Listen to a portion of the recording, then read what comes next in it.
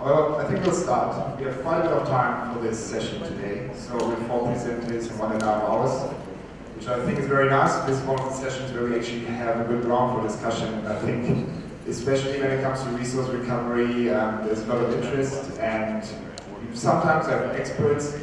What I would like is, I would like to ask our audience to answer me 2 questions, would be great.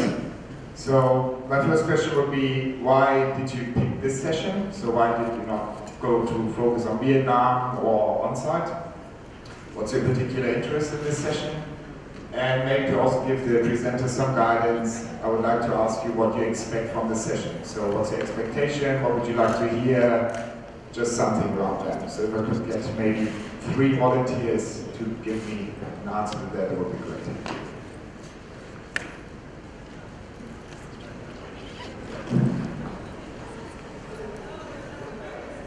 Good morning.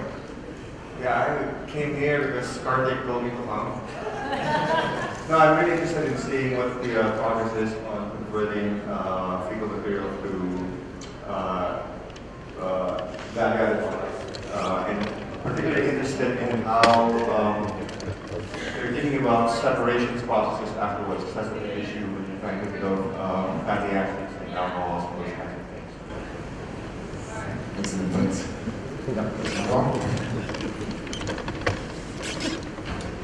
Hi, good morning.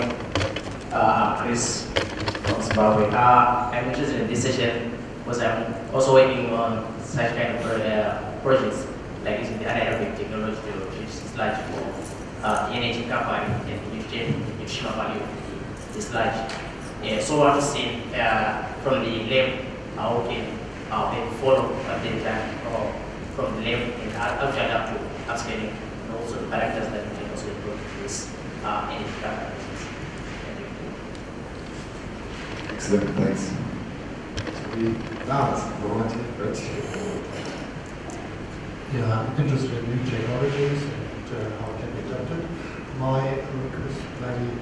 request to the presenters, I would like to know if their project is research scale, or it's a pilot study, or is it already established, and looking at what are the capex and risks, just to understand how feasibility is actually to improvise. That's great, thanks a lot. I think we could take one more. There's someone who really would like to say why he's here. Okay, there you go.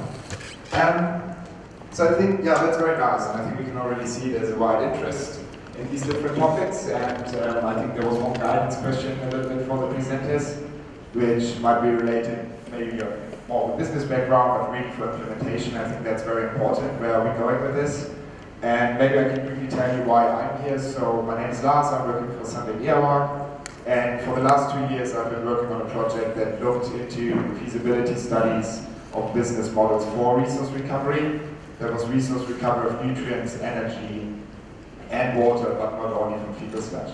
And I think one of the main things we have seen as our technical analysis, which is what I was responsible for, that there are not so many technologies yet, especially in fecal sludge management, where we can really recover resources and have a valuable reuse. So as guidance for the presenters, talk a little bit about, is it scale, is it research, OPEX, and these type of topics. So with this, I see the room is filling up, and I would like to introduce our first presenter. We have got, Karthik Chandra from Columbia University, USA. Karthik is an associate professor of Earth and Environmental Engineering, and he's working in the water, energy, food, and sanitation axis. So please, give the floor.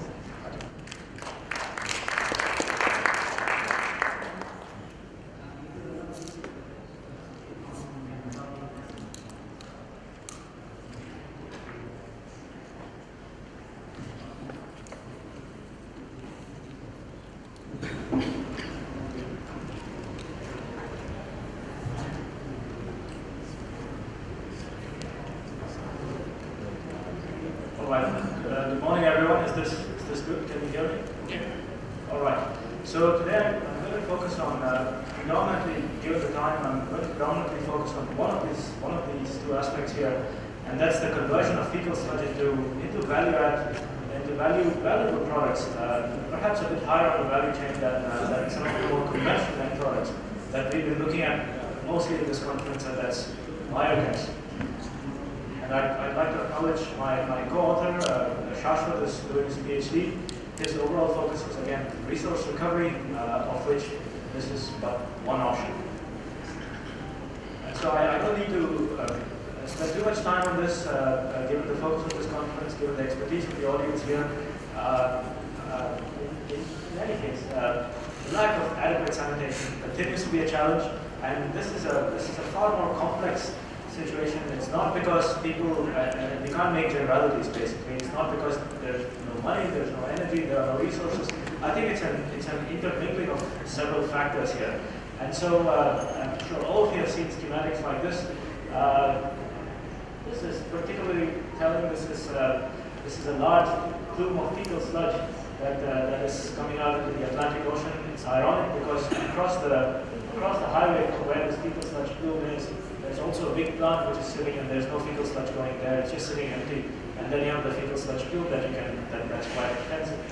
And essentially, one of the challenges is the lack of available energy, the lack of available resources to handle sanitation. It's not just money. It's just access to energy. Energy might be available, capital might be available, but it may be a little far away, and that sometimes acts as a barrier.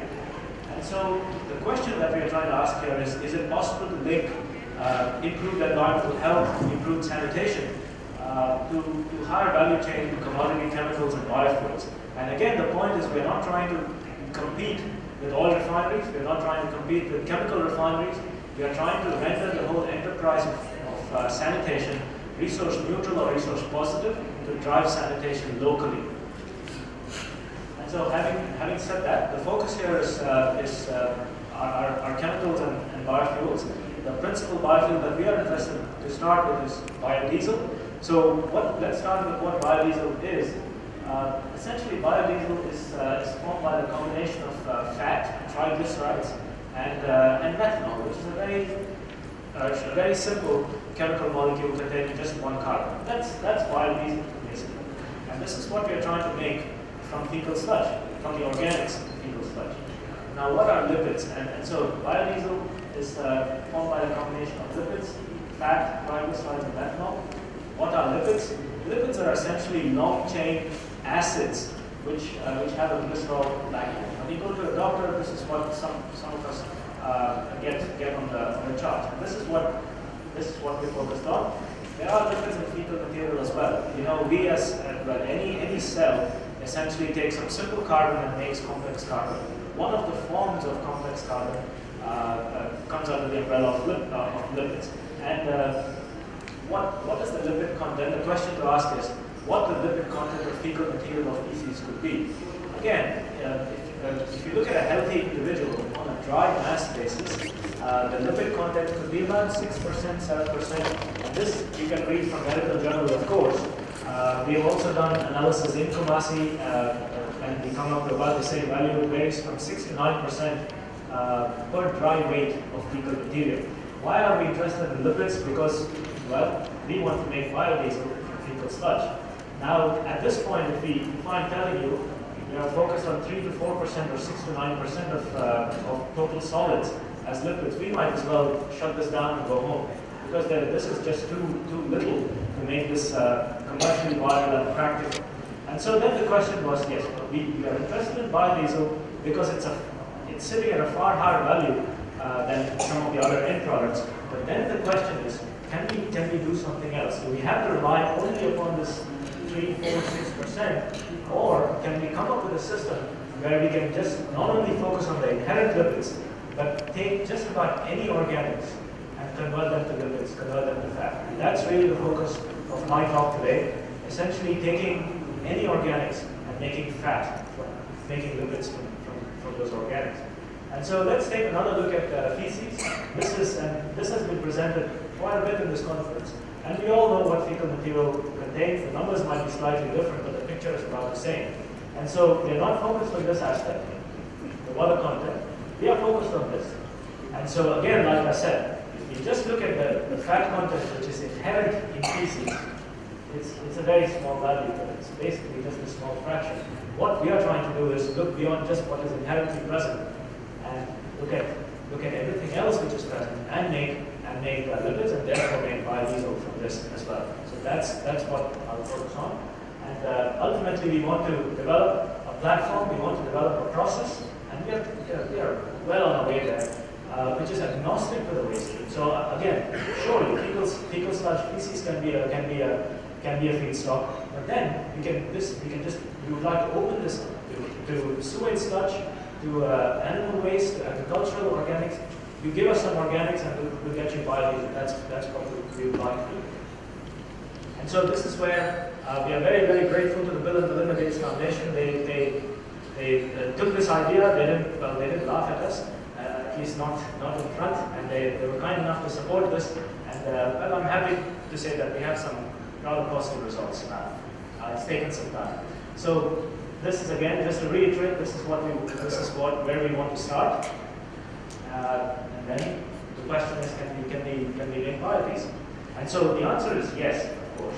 And the way we've done this is we are able to channel all these different organics, which contain all sorts of different things: carbon, nitrogen, phosphorus, microbial quality, inorganics, and so on. We're able to channel this through a fermentation and anaerobic fermentation-based platform, which can take in a variety of sources.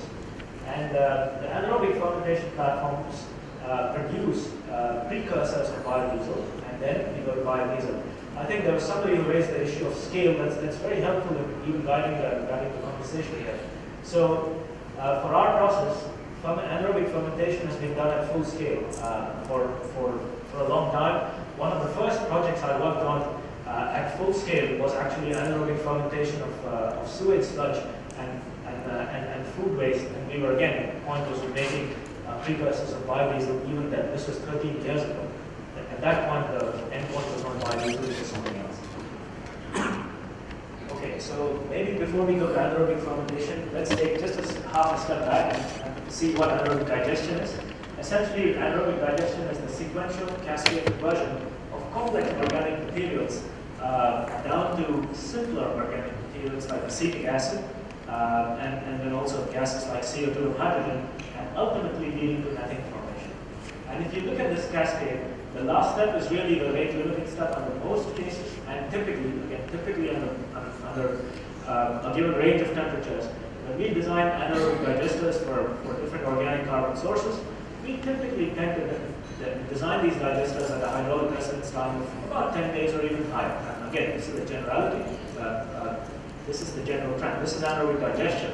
Now, if you look at anaerobic fermentation, what we are doing, the only thing we are doing is we are taking out that last step of methanogenesis. And because all the other steps are relatively more rapid, we can get fermentation to acetic acid and some other short chain acids.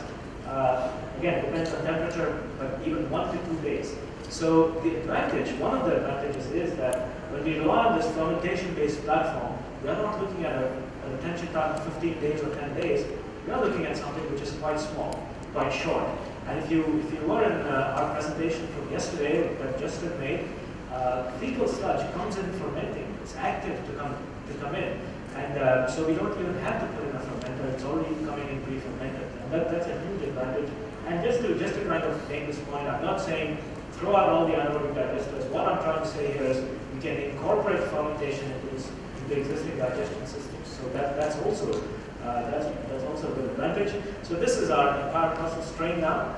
So we take organic waste, anaerobically ferment with certain precursors of biodiesel, volatile fatty acids, convert the volatile fatty acids to lipids, and then to biodiesel. I'm going to focus on this particular part of the overall process today. And so we have to be mindful of the fact, remember, we are talking about a spectrum of chemicals coming in, feedstocks coming in. And so what we really wanted to do was evaluate the capacity of this process to handle the diversity of feedstocks and ultimately still give us lipids. Still, our objective is to maximize lipid production, So we tested volatile fatty acids produced anaerobically from food waste by fermentation of food waste. This, talking in terms of scale, this is done in the lab. We also tried this in Kumasi. I'm not presenting those results, I'm presenting these lab results to start. Then we also tested synthetic DFA, which we can purchase, and then as a reference compound, we tested glucose. We test a variety of feedstocks, we test different concentrations. Again, when we talk about waste streams, they don't only contain carbon, they contain nitrogen, phosphorus. So we also tested a whole range of carbon to nitrogen ratios, just to kind of simulate, at least partially, the range of substrates that we would like to put in and still get biodiesel feasible. And ultimately, our bottom line is to maximize the content of lipids that we are producing to maximize the biodiesel yield.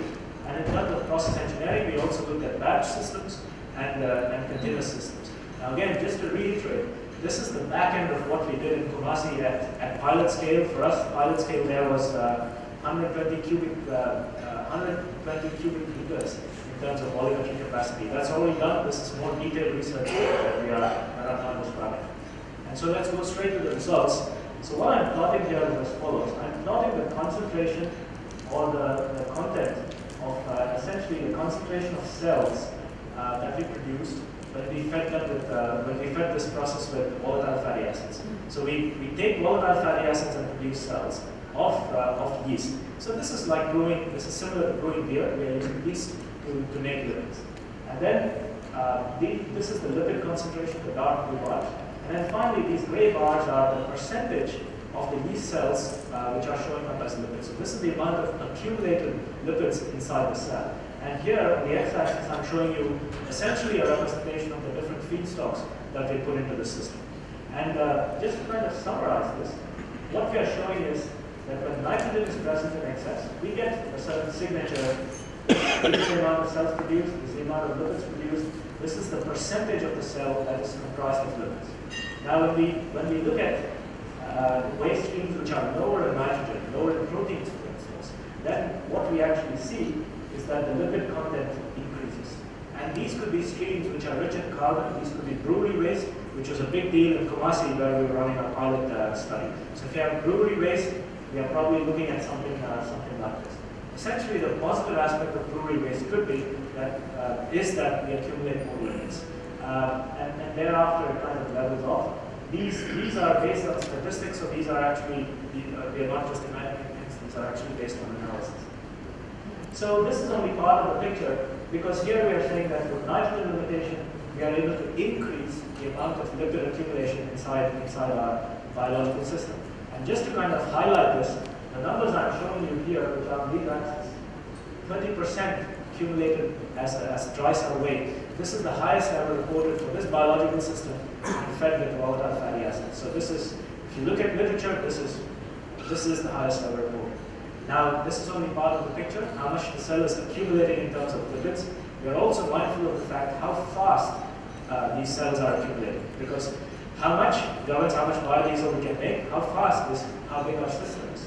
And so this table essentially shows us these rates of cell growth. And just for a moment, if we just take, just understand what this means, essentially the higher the number, the higher the cells are growing, the smaller the reactor. That's what this means. So we see with increasing degrees of nitrogen limitation, so let's say this is only a carbon-based feed, we are getting a lot of lipid accumulation, but the cells are growing slow because they're limited for protein, they're limited for nitrogen. So then the question is, from the engineering perspective, how do we design this, right?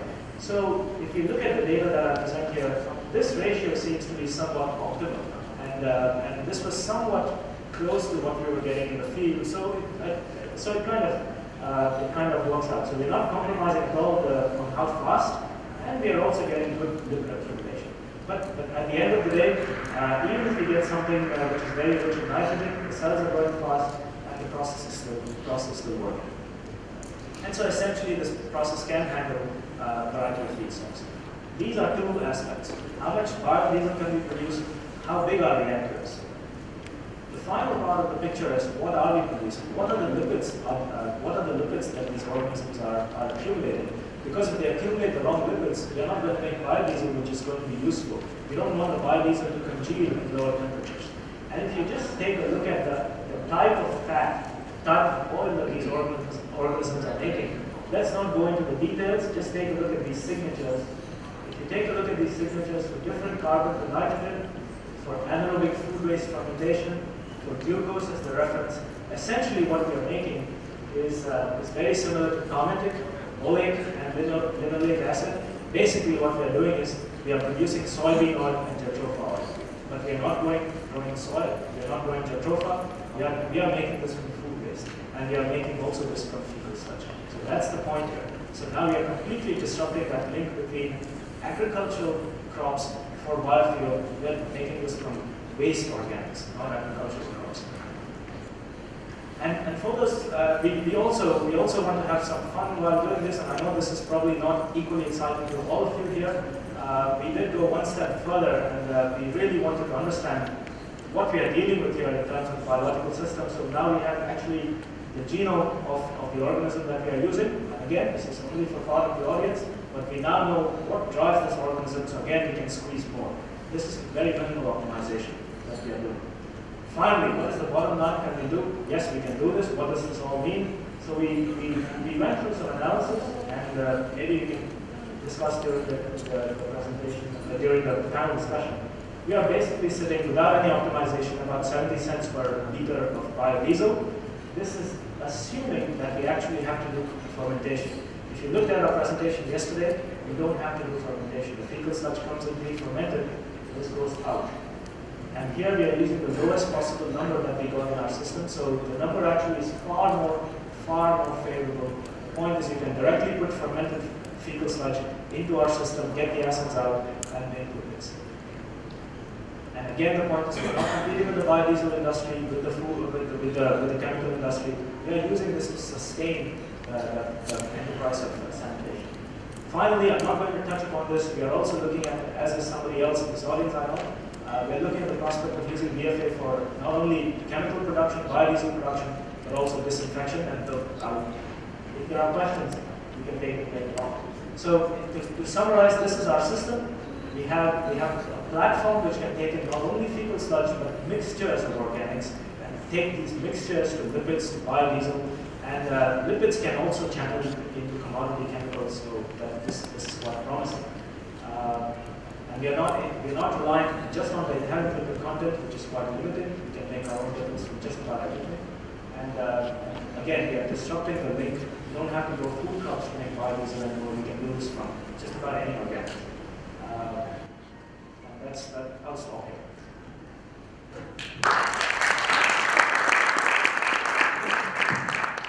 Yeah, thanks, Ari.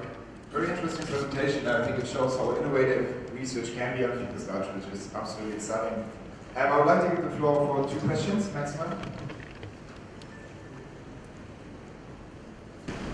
Hi, Sally Brown from University of Washington. We did something similar, except we used anaerobic digestion for energy recovery and then applied biosolids through canola and extracted biodiesel and cattle feed. In fact, the city of Portland is doing this with their biosolids.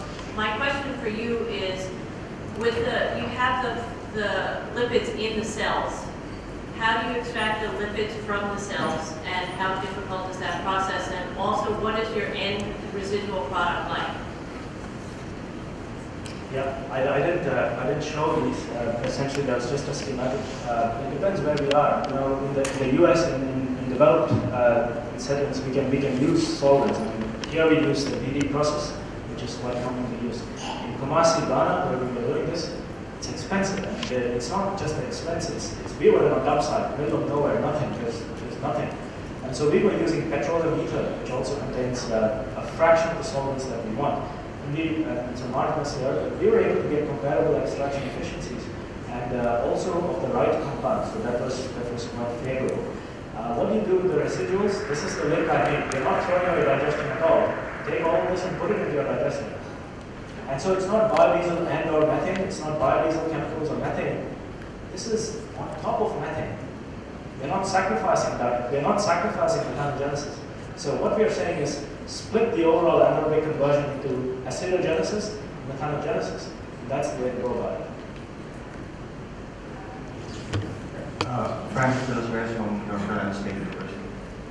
So the understanding is that in the lab, the influent VFA composition was 6:1 to 3, I think it's like, right? Yeah. So how variable is the process based on that, or do you have to control the acidic, propionate, butyric acid ratios? No, so the 6:1 to 3 was in a couple of places. So it was in the fermented food waste organics. So this is a real stream, not artificial, real food waste. We also have the composition from the fermenters in Ghana. It was somewhat similar, and I think it's a combination.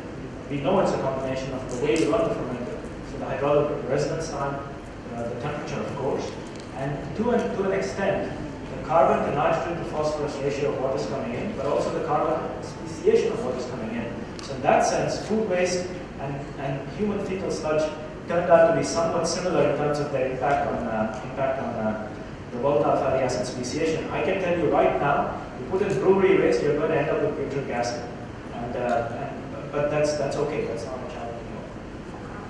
Okay, I think in the matter of time we have to stop with the question. We have a panel discussion later, so hopefully we can ask some more. Thanks again. Please another round of applause for Carter. So with this, I would like to introduce our second valued speaker. We have already heard a lot about connection to Ghana and Columbia University and Kumasi. So we've got Arto Vangi Martin, who's not from Cape Town, but from the University of Science and Technology in Ghana, and he's a PhD candidate, and at the moment he is at the Columbia University. So this is the connection, and I'm happy to welcome him here.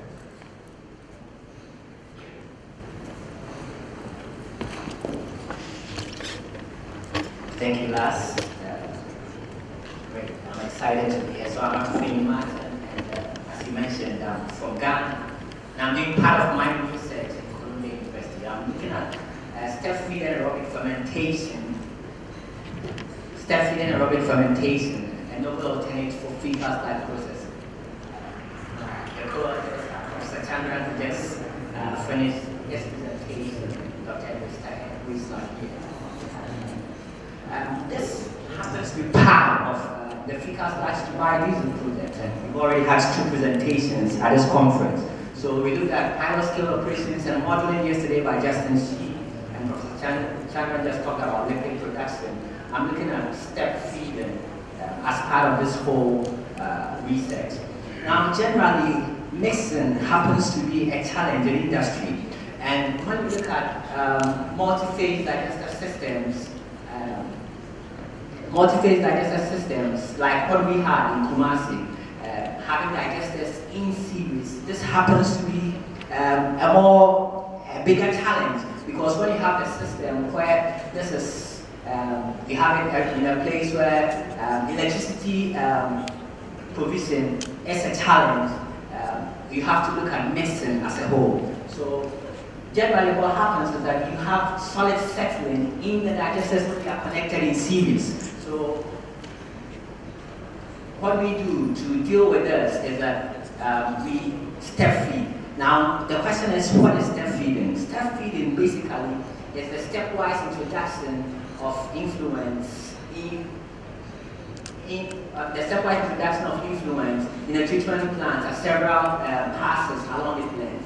Now generally to step feed, what we do is that the conventional method.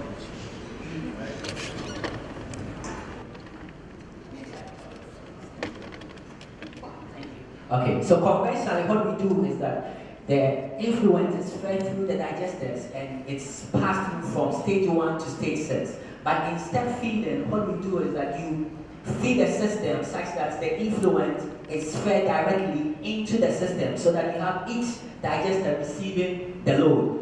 When this happens, what we do is that you are able to control solid distribution when you step feed. So generally, if you do not step feed, what happens is that solid settles. But in step feeding, you're able to control the solid distribution in the fermenters, in the digesters, and you enable substrate interaction with microbes. So this helps in controlling solid distribution when you step feed. Another benefit in step feeding is that it gives you turbulence. So I talked about the fact that mixing becomes a challenge, but when you step feed, what happens is that as you introduce the material stepwise into the digesters, turbulence is created, and that enables for mixing. In step feeding, one very important advantage that comes with step feeding is the ability to distribute load or toxins in the digesters. What do I mean by this? When you have a system where you have a high toxic load being fed into the system, such as ours, and it all goes into the first digester or the first fermenter, what happens is that you can actually have the system, the first digester crashing due to the high toxic load that is distributed to it. But when you have step feeding, you can distribute this high toxic load into the different fermenters such that the whole system is able to handle this properly. So our research question is in dealing with this whole system where we had settling in our digesters, we asked ourselves, can step feeding improve volatile fatty acid and methane yield? The second question we asked ourselves is, at what HRTs can this be achieved? Can step feeding improve volatile fatty acid and methane yield? So I want you to have this at the back of your mind as we go through this presentation. And secondly, at what HRTs can this be achieved? To do this, we moved from the pilot scale where we started, going back to the lab scale, the bench scale. So we already talked about the fact that we have done this work on the pilot scale. Now, to be able to do this in a more controlled way, we went back to the lab. So looking at this in the bench scale, the first question I will ask is that when you have a feed and you are working just in one stage fermenter, and you are not step feeding, how do you do that? Very simple. You just load the material directly into the reactor or the fermenter. So when you are not step feeding, one shot, you load the material into the digester, into the fermenter. Now, when you have influent, the same influent, and you want to step feed in one fermenter, how do you do it? Can anyone give me a try? Can anyone give a try? If you are not step feeding, you load it directly into the fermenter. But if you want to step feed into only one fermenter, how do you go about it? You go about it with time. Now, what you do with time is that you can step feed with time in a cycle. So what we were doing with our system here is that we were step feeding the influence with time. So that we had a 3 8-hour cycle where the influence was introduced every 8 hours. So that is the way to achieve step feeding in one fermenter. And this is the system I work with in Colombia. And what we do is basically we have two, a step feed, a non-step feed fermenter, and a step feed fermenter. And like I said, for the non-step fermenter, you introduce the influence at one shot. But for the step feed fermenter, you introduce it in 3 cycles. You could also do 4 cycles or 5 cycles. But we look at 3 cycles where we fed the influence every 8 hours to achieve step feeding. And the parameters we monitored were COD, ammonia, nitrate, nitrite, VFA, total solid. And we looked at gas production as well, looking at the flow rate, and looking at methane and carbon dioxide. Now, I also want you to have this at the back of your mind. You've already seen this slide. Now, for the fermentation pathway, we realize that we have a 4-stage process. We have hydrolysis, acidogenesis, acetogenesis, and methanogenesis. Now, my work actually focuses on these 3. So I will be presenting results on hydrolysis. I have acidogenesis and acetogenesis combined because I'm looking at volatile fatty acid, and acetate happens to be in that stream. So I'm looking at it as part of the volatile fatty acid stream. And then finally, looking at methanogenesis. This first slide, actually, on the results, actually shows the conversion of total COD to soluble COD. Conversion of total COD to soluble COD. This actually is an expression of hydrolysis. This slide is an expression of hydrolysis. Now, what happens is that in looking at the step feed and non-step feed, we are also looking at HRT. So 2 things in mind, step feed and non-step feed reactor configurations. And then secondly, we are looking at hydraulic retention time. Step feed and non-step feed reactor configurations 1. Secondly, we are looking at hydraulic retention time. Now, when looking at this, first and foremost, what we realize is that hydrolysis increases with increasing HRT. So statistically, that is what we realize. at both 2-day and 4-day HRT, we have hydrolysis increasing. And then the levels of for both the step feed and the non-step feed reactor configurations. Secondly, this second slide is the conversion of total CO into volatile fatty acids. And this is what I talked about. So we move from hydrolysis. Now we are looking at acidogenesis and acetogenesis. We've moved on from hydrolysis. Now we are looking at acidogenesis and acetogenesis. Now in looking at this, what we realize is that for the non-step feed system, what we realize is that acid production is statistically similar for all HRTs. For non-step feed reactor configurations, acid production is statistically similar for all HRTs. But when you look at the step feed reactor configuration, what happens is that it is similar at 2 and 4-day HRT, but it decreases at 8-day HRT. Another thing I want you to take home or look at carefully is that you look at this graph and you realize that these two 4-day HRT and 8-day HRT stand out because they look different. Now the reason why they look different is that this actually shows that at 4-day HRT, so here I'm comparing the step feed, which is the blue, and the non-step feed, which is the red. Now at 4-day HRT, what happens is that the step feed is slightly less, or is less, than the non-step feed reactor configuration. At 8-day HRT as well, we have a lower volatile fatty acid production in the step feed than in the non-step feed reactor configuration. Now, it's not just about the volatile fatty acid, the total volatile fatty acid that is produced. And also, we can also go beyond that and look at the specific acids that are produced. The specific acids that are produced. So here, I'm looking at volatile fatty acid speciations for the step feed again and non-step feed reactor systems and for the different HRTs. Now, if you look at this, what really stands out is that you realize that for all HRTs, acetates and butyrates are the dominant acids. For all HRTs, acetates and butyrates are the dominant acids. But then when you look at 4-day HRT, you realize that succinates comes up highly here at 4-day HRT for both the step feed and the non-step feed reactor configuration. Succinates. So the whole point is, if you are interested in succinates, you would go for 4-day HRT, whether it's step feed or non-step feed reactor configuration. Now, another thing I want you to look at carefully is valerates. When you look at valeric acid, what you realize is that if you are looking at the step feed reactor configuration, you realize that it is decreasing with HRT. So at 2-day HRT, valeric acid is higher at 2-day HRT for the step feed, but reduces as the HRT progresses. Interestingly, it's the other way around for the non-step feed reactor configuration. So you look at the non-step feed reactor configuration, you realize that valeric acid is lowest at 2-day HRT. So here also, if you are interested in valeric acid, then you will go for a shorter HRT, you go for the step feed reactor configuration. For a longer HRT, then you have to go for the non-step feed reactor configuration. This is what this means. Methane flow rates are similar across all HRTs for the non-step feed, but when you look at the step feed reactor configuration, what happens is that it increases with HRT conclusions. First and foremost, we've already talked about the fact that if you want to work with fecal sludge comes to us already pre-fermented. So if you want to work with fecal sludge, probably there is no need to ferment.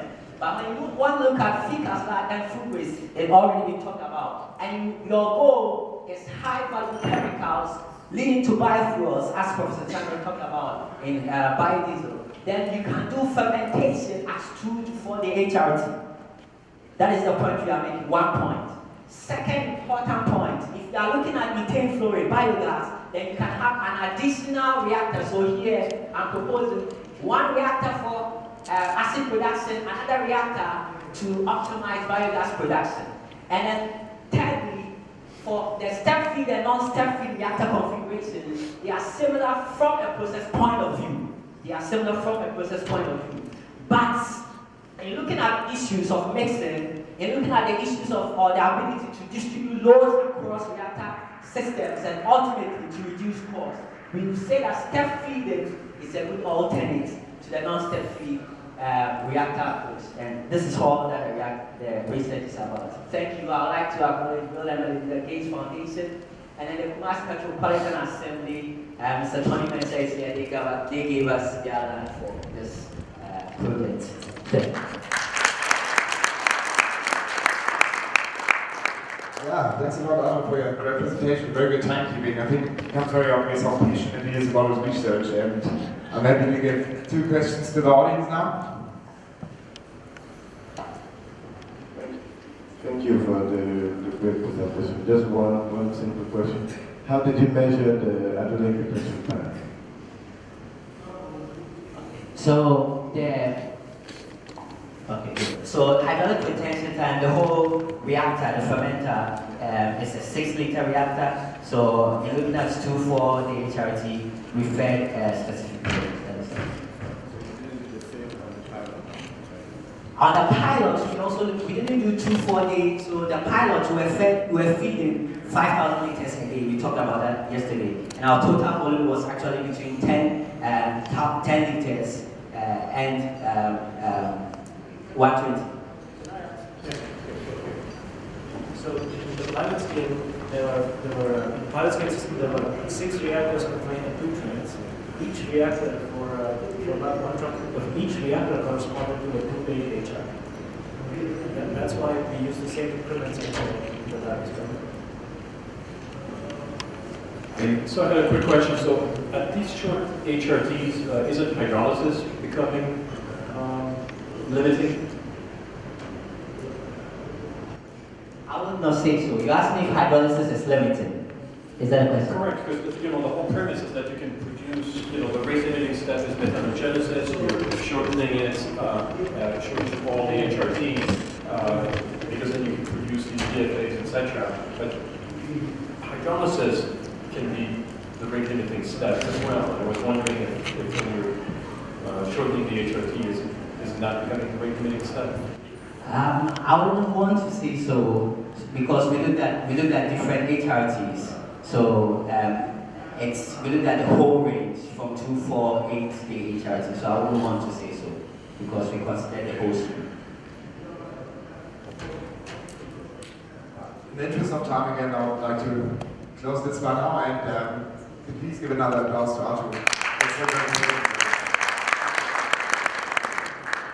So with this, I would like to introduce Santiago Septin-Stringel, who works for the PRG Pollution Research Group in Durban, South Africa. So you can see we're moving from Ghana down to Durban, and we'll have another South African presenter later.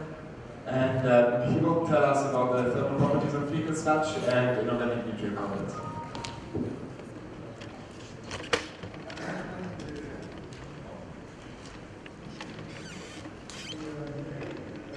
Dear public, I will present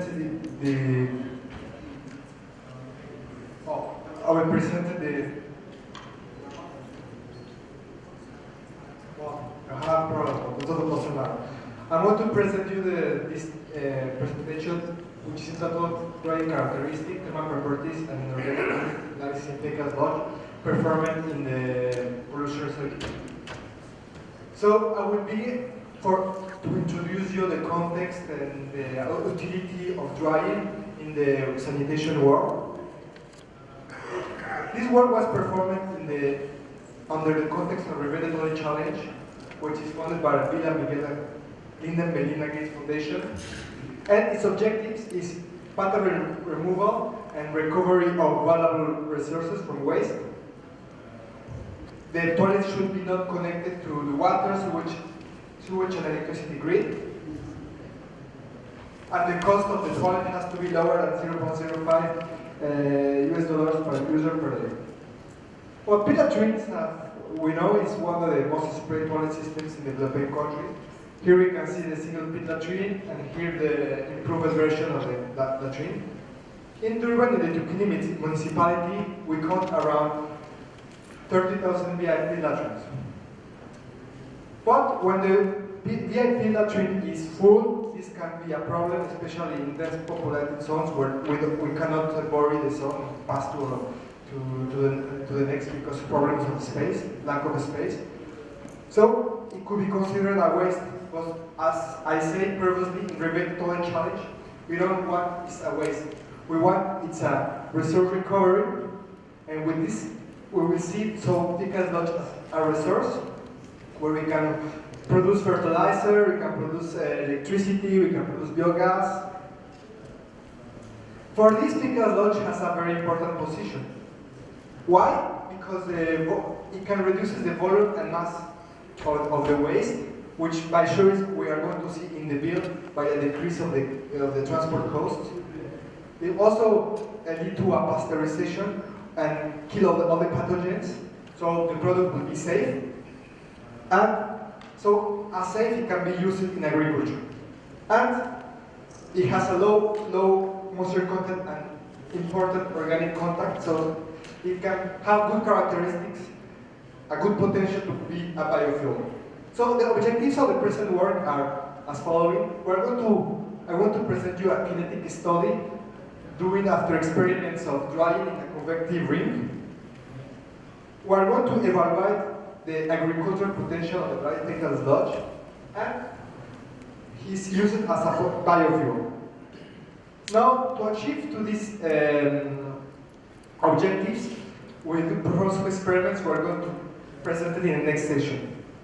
Well, this is the convective drip, a scheme of the convective drip that we have used, where the dry air is humidified by water at controlled temperature. At the end, we have a saturated air at the temperature of the water. And it's going to be headed, it's going to be overhead, like this is not going to be anymore saturated, and it's going to be introduced in the drying chamber. Here we can see a photo of the drying chamber. Here we can see the humidifier. Here we can see his hiding, but we can see the heater. And here this is the drying chamber with the balance connected to a computer where we are going to record the results. Here are the conditions. We are going to vary the airflow rate to 20, 40, 50 centimeters cubic per second. The temperature is going to be varied between 40, 60, 80 degrees Celsius. And the relative humidity is going to be between 5, 50, 25. The fecal sludge that we are using was collected from during the emptying of VIP latrines in the peri-urban settlements with the Etiquini municipality. And he was stored in a cold room, and before the experiments, he was spread like a flattened layer of 7 millimeters thickness. Or, using a handheld extruder, we produce some pellets of variable size, 8 millimeters, 10 millimeters, and 40 millimeters. Both fecal sludge in a thin layer and pellets have a moisture content of 80%. Then, after drying the fecal sludge, as we can see here, we make chemical analysis by a spectrophotometer to see the soluble ammonia, phosphate, and nitrates, spectroscopy to see the phosphorus, potassium, calcium, and magnesium. And we also made some thermal analysis in the calorimeter pump to see the calorific value, and the TC analyzer to see the head capacity and thermal conductivity. Now I'm going to present the results of this study. But before, let's going to pass a little of that drying theory. So we can see that during drying, the moisture content decreased until a limit, which is called the equilibrium moisture content. And in the equilibrium moisture content means when the water and the solid and the air are in equilibrium. In a point of view kinetic, we have different sections. We have the BC section, which is called the typical constant rate period. In this period, the solid is saturated on moisture on its surface. And so drying occurs at this place, and is controlled by external transport. Then the drying rate drops, what we call in the first falling rate period, and in this drop is caused because the surface is any more saturated. At the end, there is another drop in the drying rate because the drying occurs at the center of the solid because the surface is already dry. And by sure, period is going to be controlled by internal transfers. And here, the passage between the transition between the constant rate period and the first rate falling period is what we call occurs in the critical moisture content.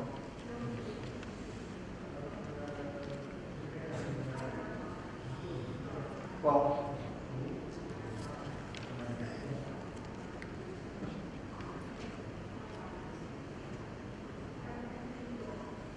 so I want to present the results. And the results, I want to pass fast. In the results, we're going to begin with the effect of temperature, but we have to show the curves. It's going to be easy.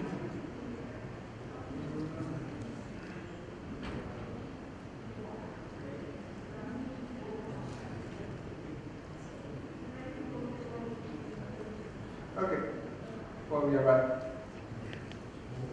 Well, the effect of temperature. So here is the driving curve. We can see the evolution of the mass of the solid on an experiment normalized with respect to its initial mass for three different temperatures, 40 degrees, 60 degrees, 80 degrees Celsius, a constant flow rate and relative humidity for the thin layers. And we can see that when we increase the temperature, we are decreasing the drying time. Here we can see the values. And now we are going to see the same similar results, but this time we are going to vary the air humidity at constant flow rate, constant temperature for the flat thin layers. And also we can see that when we increase the drying time, we are decreasing when we increase the relative humidity, we are increasing the drying time also. And here we can see that the equilibrium moisture content is arrives when is completely for the different relative humidities is the sample is completely dry. There is no any more humidity. Then we are going to pass to introduce the effect of the airflow rate. So I vary three different flow rates. And here is the driving curves we have obtained. And we can see that the flow rate has only a slight degree, leads to a slight increase in the drying time. Here we can see that with respect to the other cases, to the temperature and the moisture content, the effect of the airflow rate, there is an effect, it's slight, but it's lower than the other parameters. And finally, we vary the sample. And we use three pellets of different size and the thin layer. First, if we compare the pellets size, we can see that logically, as we could expect, we have an increase in the drying time when we increase the size of the pellet. And then, if we compare the pellets with the thin layer, we can see that we achieve we have the same drying time between the 40 millimeters pellets and the thin layer. And this is because when we measure the characteristic length, which the characteristic length is defined as the ratio between the volume and the external surface of the particle, we can see that the characteristic length is similar and is equivalent to 3.5 millimeters. Well, the critical moisture content, I'm going to be very fast in this part, was measured from the drying curves, and we could see that there was no effect of temperature, moisture content, and air velocity, and only depends on the sample geometry. The critical moisture content was 60% for the flat thin layer, which is near the middle of the transformation, and the critical moisture content was 30% of the pellet. That means that the constant rate period occurs at 3/4 of the transformation. What is the implication of that? That you have longer constant rate periods for a pellet, which is positive for the process, because when the external transfer controls the process, it's easy for the engineers to have an influence with external transfers to influence the drying rate. Now, I'm going to introduce the chemical analysis. And here is the concentration of the potassium, phosphorus, magnesium, calcium at different or pellets produce at different temperature. What we can see at first is that there is no effect of temperature, what we can see by the statistically. So we have around 40 grams phosphorus per kilogram, 20 grams of calcium per kilogram, and the concentration of magnesium and potassium is similar, is 5 grams per kilogram. This nutrient composition, if we compare it with the literature, is similar to the home, post, and manure. Now, talking about the soluble compounds, we can see that they are in very low concentration. We have less than 10 grams per kilogram of ammonia, less than 5 grams per kilogram of nitrates, and around 2 grams per kilogram of phosphates, which is only represent 5% of the total phosphorus. What means that the other part of the phosphorus has to be in the solid and not in the fraction, which can be very easy removal. What's the implication of that? That if we use it as a fertilizer, it will be a slow nutrient release fertilizer. Now in the terminal analysis, we are going to begin to introduce the calorific value, and we can see for pellets produced at different temperature, there is no effect of temperature, and we find a calorific value of 30 megajoules per kilogram, which is a quite high calorific value if we compare it to that wood. It's similar to wood. It's similar to wood. It's 1/3 of coal and 1/3 of coal and natural gas.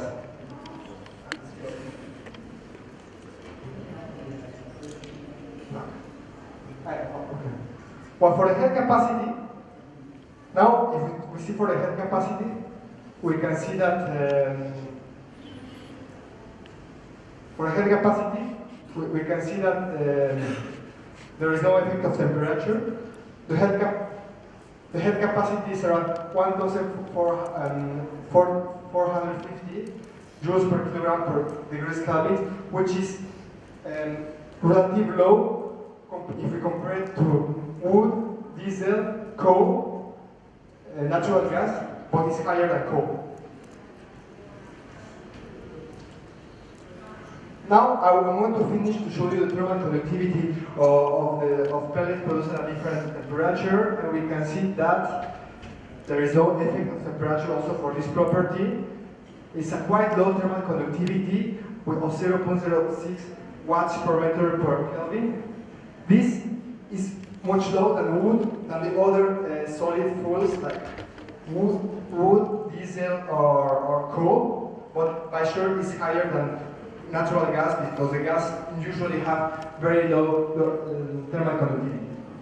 Now I'm going to pass to the conclusion of all these experiments. The conclusions of the kinetic studies, we didn't find nothing extraordinary. We find what we have expected. That means that we increase the dryer rate by increasing temperature and gas velocity, and we decrease the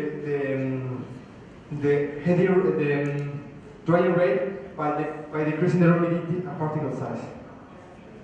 The most influent parameter was for much temperature, if we compare with the others.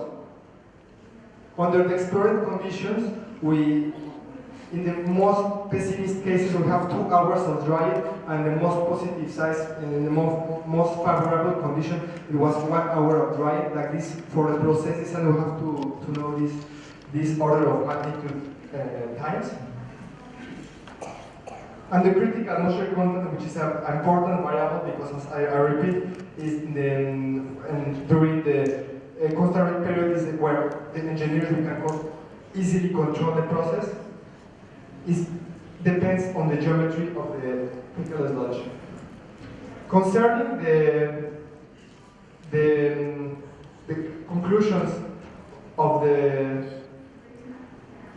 characteristics of the fecal sludge, we can see that first of all, the nutrient composition of dry fecal sludge is similar to manure and home compost. So we can say that it could be used like in agriculture, like a fertilizer or soil container. His content in phosphorus is considerable, not so high, so it's better to use it in local area, or areas close to the seed. And as a fuel, has also good positive properties as a fuel, because it has a calorific value which is very close to that wood, and everybody will know that wood is very widely used nowadays, like for production of electricity and heat. He has very low capacity, which is positive because it can be heated faster. However, he has also a low thermal conductivity, which is an implication in the process, and that means that he has to be in particle size, in small particle size, in order to avoid limitations. This is Blessing Makonomika. He's a master student who has made these experiments and has performed this analysis. Thank you for your attention. We would like to acknowledge the Bill and Melinda Gates Foundation for his funding, and here we have if you have more information, you can contact me at this email address. Thank you very much. Thanks for your great presentation, Santiago. Particularly, I really enjoyed the visualizations, and sorry for the technical problems. We still have time for 2 questions.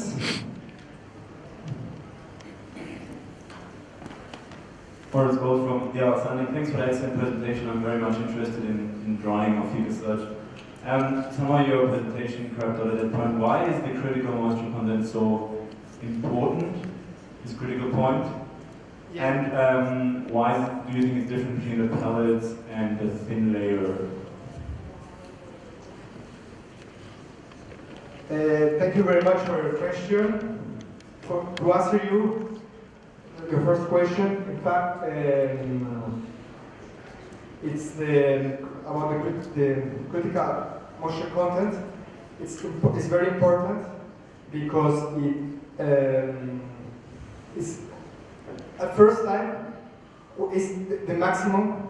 Is when the maximum drying rate. So that means if the concentrate period is longer, the drying is going to be faster. And as is controlling only external transfers, that means that, for example, we can increase the temperature, we can increase the flow rate, increase the turbulence, to increase the transfer coefficients, and and we will increase the drying.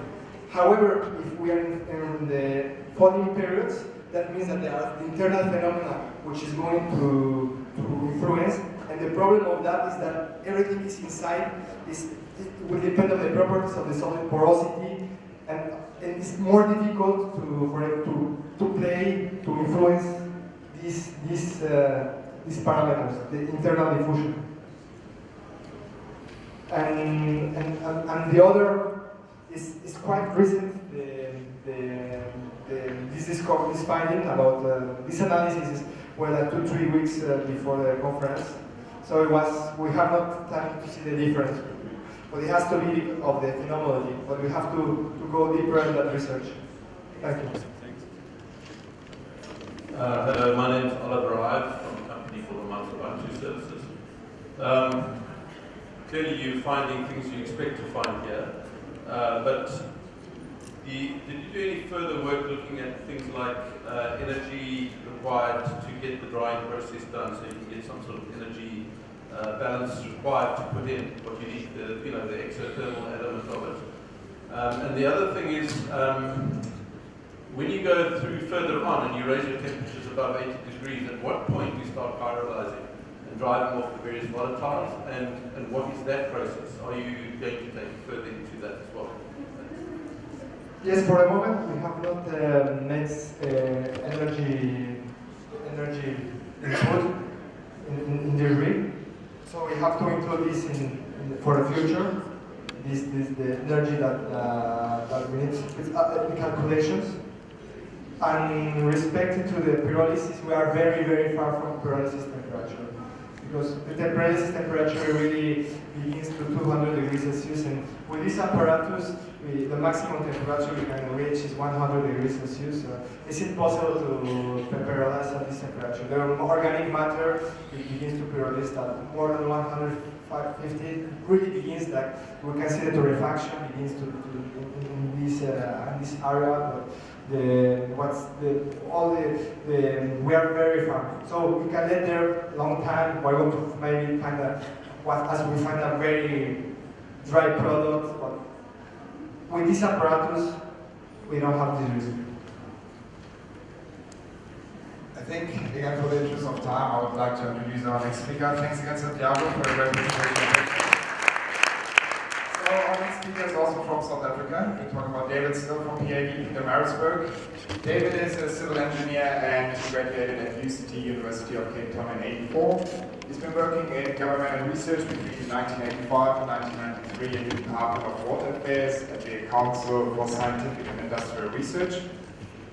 Since '93, he is a researcher and independent consultant, and is working in FSM since 2007. And as we all know, he's organized FSM 1 and 2, so I'm happy to have him here as a presenter this time. I'm sure he's also happy about it, so let's listen to his research. Okay, all you chemical engineers out there, time to kick back and have some fun. One of the questions is, when the pit is full, if we had to empty it, what do we do with the sludge? And earlier this morning we've been hearing about some of these options like anaerobic digestion, better kinds of anaerobic digestion, pelletization and so on. We're hearing about pyrolysis. Elsewhere, the last 2 days you might have heard about black salt and lime stabilization, all these things. All great things, and in their context, where the economics are right, make a lot of sense. However, I would appeal to everybody working in people sludge management not to lose sight of the wood for the tree, should we say, and not to forget what I would call the default option, which is burial on site.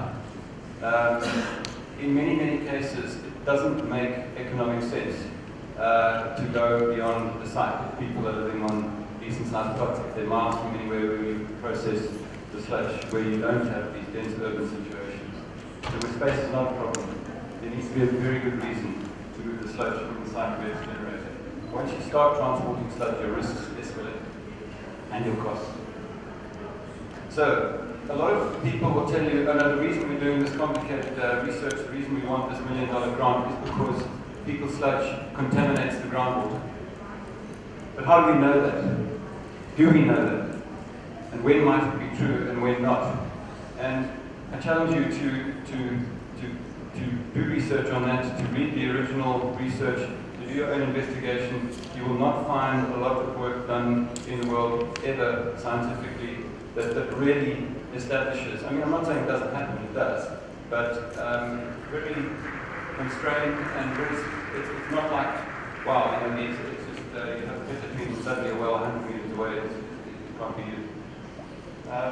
Another thing is, okay, well, if the groundwater is shallow, if your pit is intersecting the groundwater, well, then you're definitely polluting the groundwater. Again, how do you know that? Where's the hydraulic load? What do we know about the ability of sand in the soil to filter out pathogens and to absorb and reduce nutrients? Now, those of you, hopefully not all chemical engineers, some of you might have done environmental engineering. Environmental engineering 101, you learn about the slow sand filter. In a slow sand filter, number one, it's saturated, okay, so it's flooded. Number two, you've got porous medium. You select a porous medium. Number three, you get a log 4 reduction in your pathogens in the first few centimeters. Okay, that's how slow sand filter works. So why doesn't that happen around pit between there? Where you've got far less hydraulic loading, you've got less porosity. And what about resource recovery? Of course, that's very important. If you've got a large stream of waste in a big city, you should be doing something with it. But if you're going to spend $2 to recover $1 worth of resources, then why are you doing it? And I have heard presentations on web and wonderful ideas, and I ask presenter, have you done the economics of this? No, we first want to see if it works. If it works, then we'll look at the economics. You've kind of got to do the two in parallel. Inspiration for a lot of the work I've done on burial sludge is reading about terra preta soils, which soil scientists get very excited about. This is a photograph from National Geographic. In the Amazon, we've got very high rainfall. The soils get leached of a lot of their goodness. And the indigenous people who live there for thousands of years have been burying their organic waste in the soil to improve its fertility, with amazing effects in terms of depth of topsoil, fertility of soil. Soil is the most complex ecosystem in nature. Soil microorganisms comprise fungi, bacteria, algae, protozoa, and number in the range of several million per gram of fertile soil. They break down organic matter and cycle nutrients. It's very complex biology, which I barely understand. For me, as a civil engineer, it's a black box, and I'm scared I put something into it and I look at what comes out of it. And it's available to use for free, so why don't you use it? Okay, our very first trial was just a quick and dirty look-see where we emptied some pit latrines near where I live.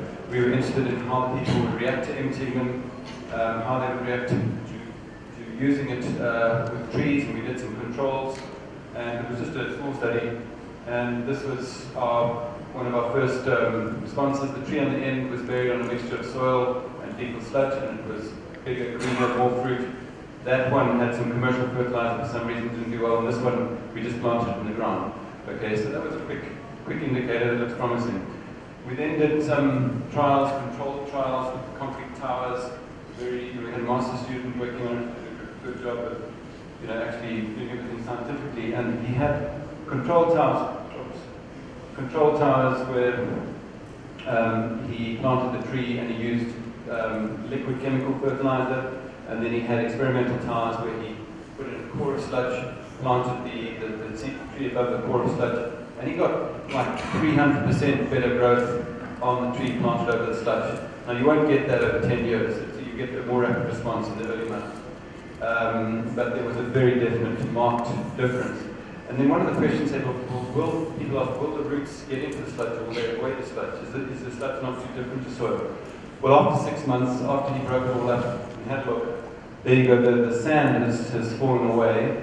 That sludge, you can tell it's sludge because of the trash, and you can see the roots are growing into it. And that's fairly new sludge, it's not old sludge. So then we did another trial. Those of you who might have gone to FSM1 a few years ago might have come to this spot. We buried over 1,000 tons of fecal sludge here in less than 1 year. It's an old oxidation pond. We were interested in tree growth, in groundwater contamination. So there were pits being emptied in the area. There were trenches of fecal sludge put in there.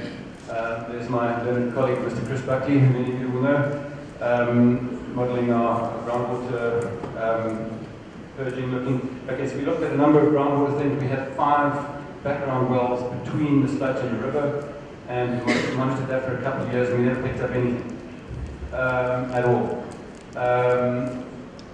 We monitored the tree growth rate, and got some indications that the trees were happy over the sludge, although the controls were not well designed, so that wasn't very conclusive.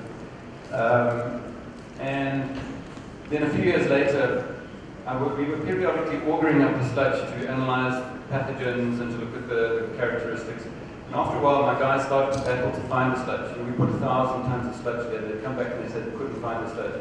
Finally, we dug great big pits that we knew were in the sludge because you could see the trash. And after a few years, you can barely tell the difference between the sludge and the soil. Trash helps, but it's changed so much. It's very like soil. It's a bit more organic, a bit more spongy, but very like soil.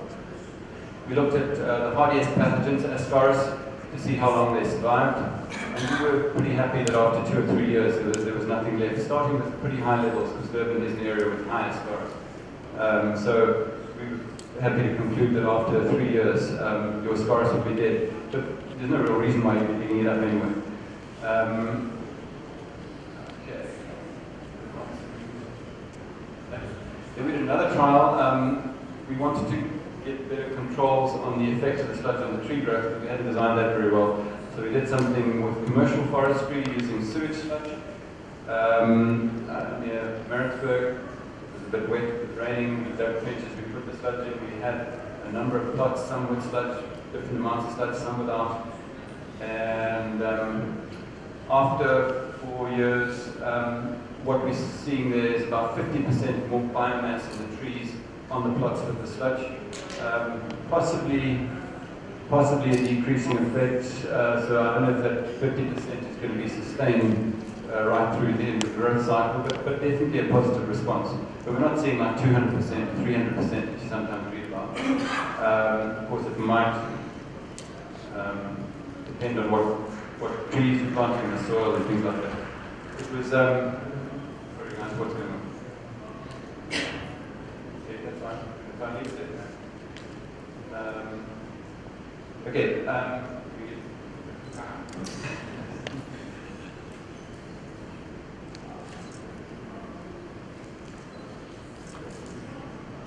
Okay. While we're waiting for that slide to come up,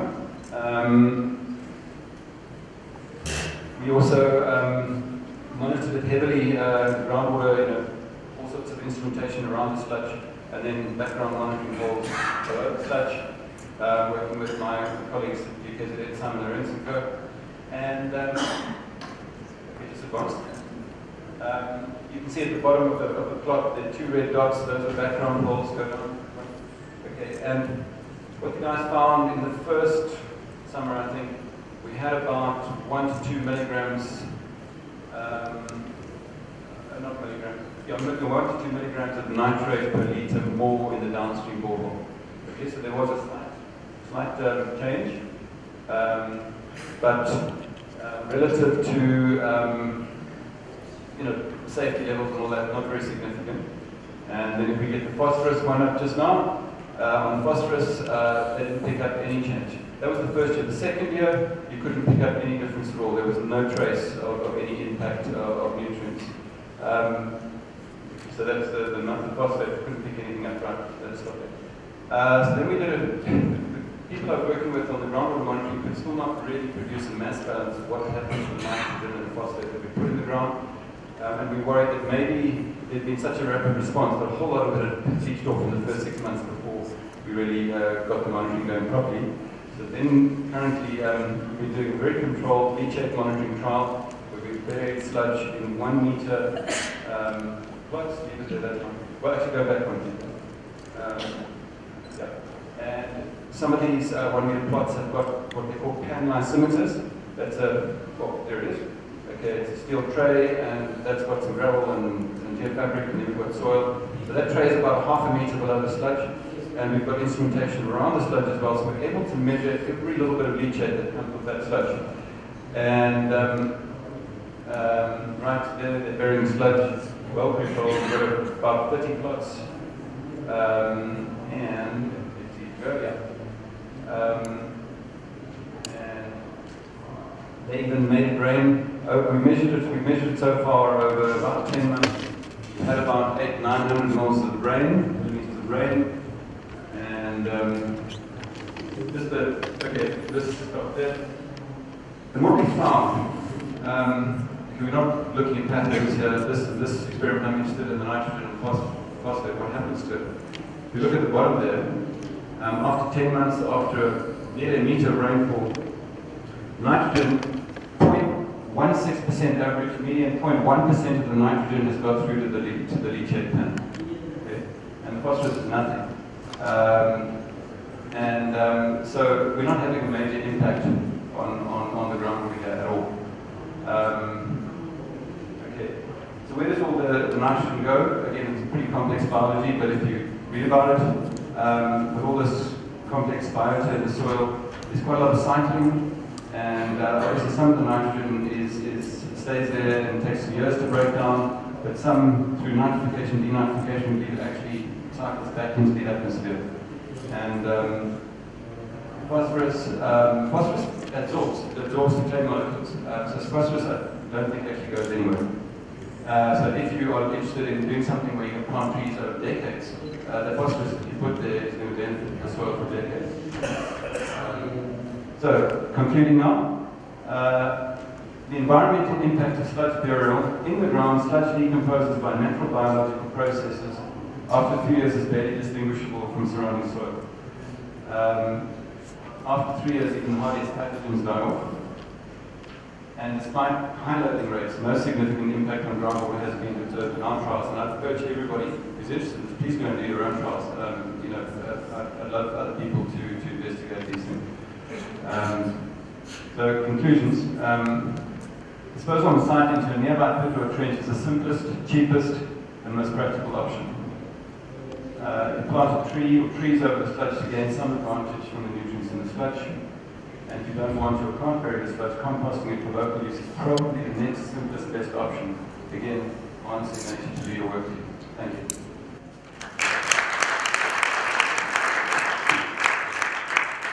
Thanks for your representation, David. Sorry again for the technical problems. Hopefully we're going to get that sorted on the next one. So we have time for questions. 2 more for later, and then we can also invite the other speakers here. My first question is, how much did you buy per hectare, for example, how many tons?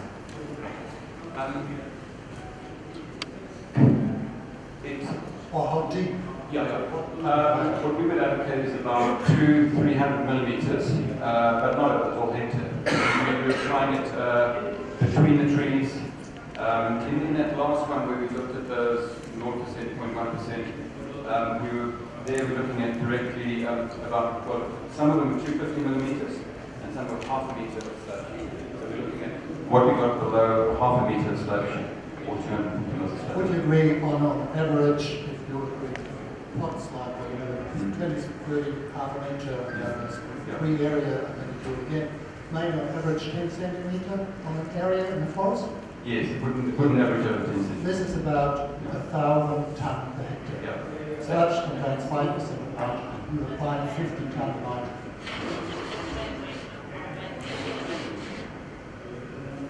So this is a huge nitrogen volume. I'm not sure it's all science. So this can be very dangerous, and you need to do the mass balance here.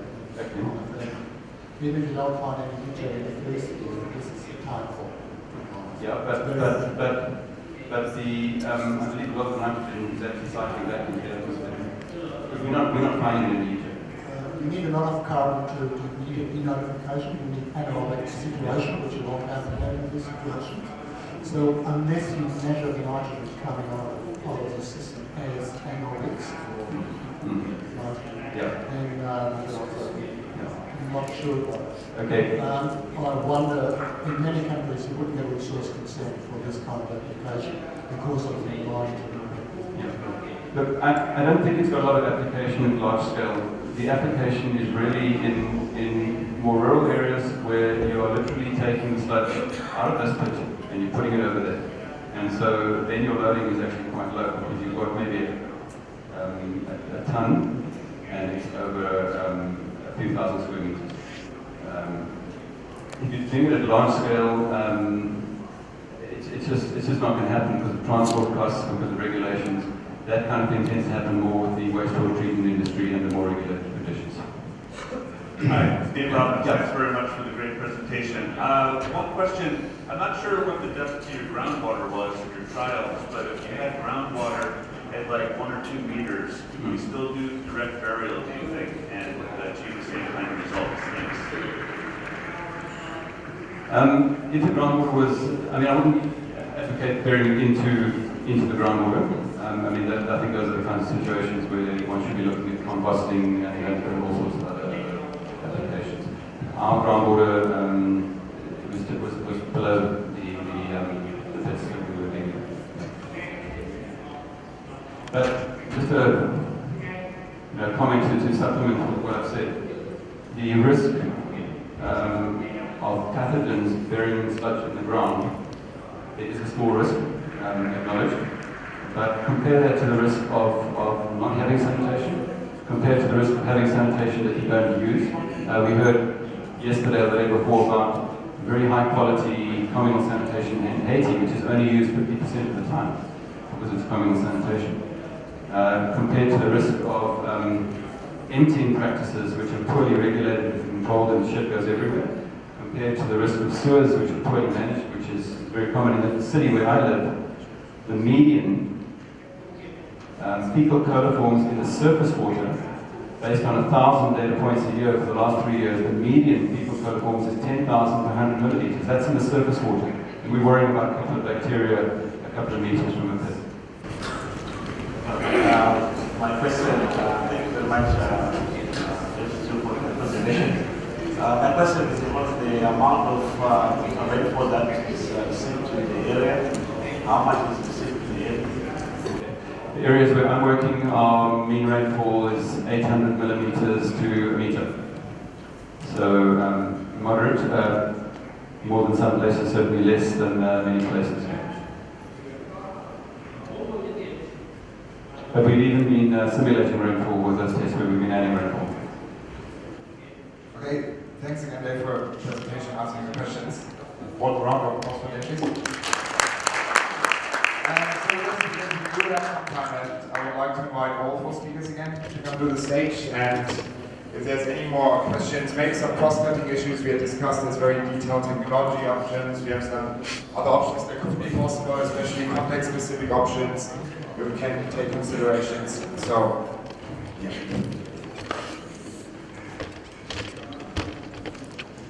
Thank you. My name is Mesa. I'm from Masika.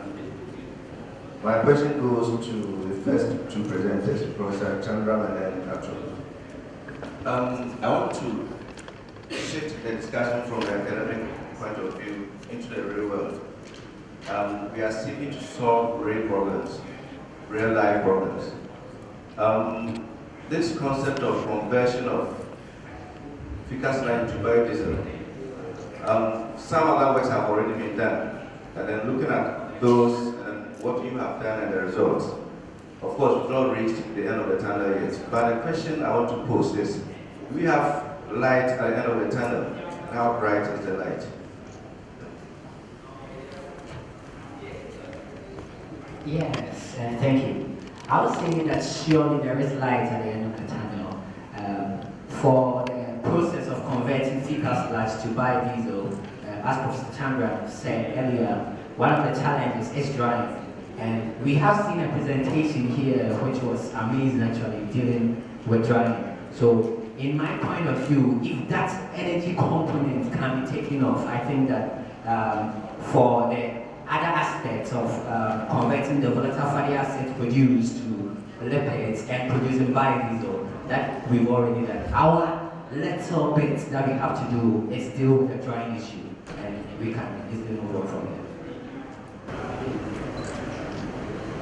So you know, you are quite familiar with this project. It's taken us 3 years and some detours along the way to get to where we are. I think so. So we know we did produce biodiesel at scale on site as well, using the inherent turbines, which needed drying. That's what Martin's talking about. And I think it's also, in terms of light at the end of the tunnel, it's also always useful to keep in mind or keep thinking about alternate endpoints. Ultimately, I think we are all in the same objective to more sustainably manage fecal sludge or other waste outputs in the environment. Biodiesel is part of the ecosystem solution. There probably are plenty of others more applicable in some other places, some which are more applicable in some other places. And that's also, so we have to keep in mind other possibilities, but also where and what they will cover. Sorry, can I take 1 minute to answer one question that was posed? I perhaps just ran through this. In terms of the most favorable BFA for lipid production, it's acetate at the end of the day, and so we can get to acetate. We know how to get to acetate. Well, I mean, it's not just substrate; it's also the microorganism, right? It's going to push it. But we can talk about that. Yeah. But actually, I have a comment for Otto, and then a question for Dave. And I think that looking through the step feed, non-step feed. I mean, sitting here, I just realized you're talking really about the CSTR versus the PFR, right? At the end of the day, it's a completely stirred tank reactor versus the flood flow reactor. And the more you actually do the step feeding in smaller increments, the closer you are to a CSTR. So in many ways, I guess the point that I'm trying to make is, we know a lot about CSTR versus PFR, whether it's anaerobic or other situations. So I think there's some theory there that we can apply. So that's common. I'm going to jump on this. Sure. It's not CSTR at all. It's step field versus non-step field. And we can talk about it. This is not CSTR at all. It's not. No, but if you, well, we can talk about it. Yeah. Okay. So I guess the comment there is there's a lot of theory in other fields, including just traditional environmental engineering that we can apply. Right? So there's some that we don't have to reinvent everything. And I guess for Dave, what about pore flush toilets? So with pore flush toilets, right? When you open them up after they're dry, they're really like soil, and they've decreased in volume. But obviously there's a lot of water involved. And then again, in a situation where it's an urban situation where you have, twin-pit toilets left and right, and very high concentrations. You can imagine the water fields that basically are very close together and very saturated conditions. What's your take on that in terms of transport of nutrients and pathogens? My colleagues Simon Lorenz and Bruce Wickham, in their study on movement of contamination of groundwater from pit latrines and pore flush, they looked at a number of pore flush sites, some which have high groundwater tables where they're basically flooded, or not right up to the surface, but to near the surface, and they haven't picked up plumes beyond about, I think, 8-9 meters. That's kind of the zone influence. The zone influence is more, but not hugely so. And then where it's not flooded, you get good drainage from the leach pit, and it's easy the contents are not very different to a pit latrine, especially if they've stood for a few years. They're actually a lot easier to work with. There was a question earlier to me about the nitrogen loading. There's one thing on the nitrogen loading to remember is that the nitrogen content of species which have been sitting in the pit for 5 years is much lower than fresh species. And also there's a high carbon content, so that also mitigates the effect. So we have managed to stay on time for the coffee break, which will give you a chance to ask any more questions to our presenters. And thanks again for the excellent timekeeping, which is why we can end now. I would like to give another round of applause to all of the presenters.